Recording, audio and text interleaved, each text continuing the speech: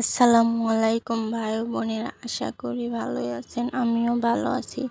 আজকে আমি আপনাদের মাঝে নিয়ে এসেছি হেঁচি শাক বা হেলেঞ্চা শাক।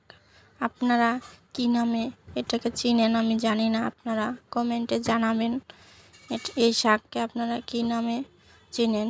তো আমি দুমুঠো এই হেঁচি শাক নিয়েছি। এই শাকের মাথাটা নিয়ে আমি এগুলো ভালো করে ধুয়ে নিয়েছি। দেখুন,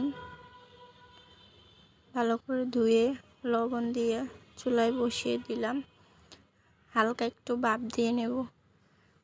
দেখুন, চুলায় দিয়ে দিয়েছি।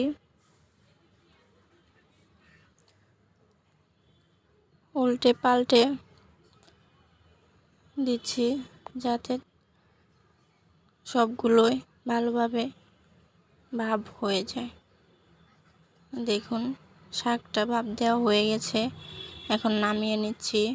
নামিয়ে এখন আমি পেঁয়াজ রসুন কুচিয়ে রেখেছি, এগুলো তেল দিয়ে পেঁয়াজ রসুনগুলো ভেজে নেব।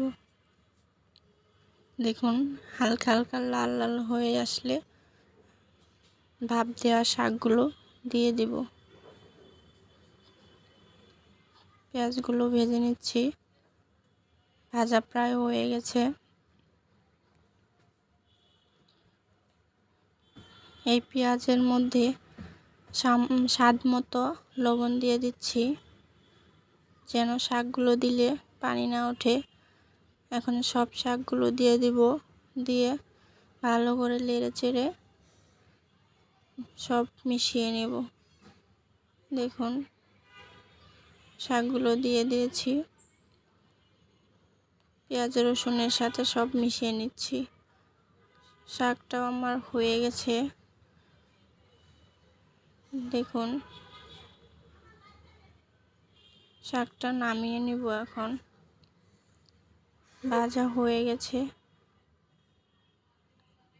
নামিয়ে পরিবেশন করে দিব। কুরবানির ঈদে প্রায় মাংস খেতে খেতে আর খেতে ভাল লাগে না, মন চায় একটু অন্য কিছু খেতে। তাই আমি আজকে শাক ভাজি করলাম। এই শাক ভাজি দিয়ে আপনারা অনেক ভাত খেতে পারবেন। বাসায় করে দেখবেন। আসসালামু আলাইকুম।